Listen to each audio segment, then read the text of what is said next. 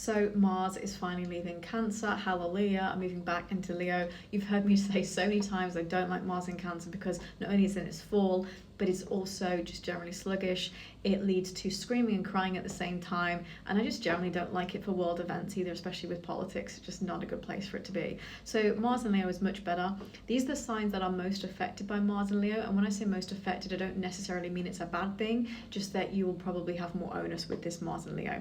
So the first sign, of course, is Leo. So if you're a Leo rising, this is in your first house of self, so your identity and your goals will get much more motivation now.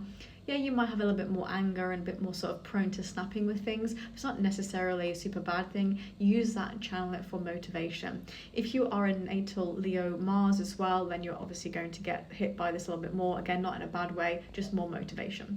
If you are an Aquarius rising, this is in your 7th house of committed relationships, so you're getting more motivation and more boost here. Leo is also the 5th house of dating and creativity, so this is more of a spicy energy with committed relationships, more fun, more exciting, especially if you've got children as well, and use that energy to be a little bit more sort of dramatic and maybe even, demand a grand gesture from a relationship as well. If you're a Taurus, this is in your 4th house of home and family, so not only will this be happening during your season as well, but also 4th house of home and family, this is giving you a bit of a boost to really talk things out with your family members as well. Could have a bit more sort of energy of fighting here, but again, if you use it in a productive manner, this is really good for being motivated and having good relationships with your family members. Also getting things done around the home as well. You can get lightning speed with the cleaning. If you're a Scorpio, this is in your 10th house of career.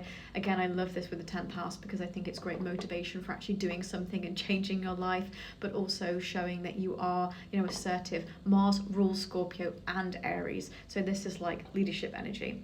Of course, Aries, you're not a fixed sign, you are a cardinal sign, but this will hit you in your 5th house of dating and creativity, which is Leo, so this is going to be nice motivation for dating, doing something a little bit different, maybe more exciting, and also because, of course, as you know, as an Aries, that Mars rules the sex drive as well, so this is a bit more spicy, fun energy.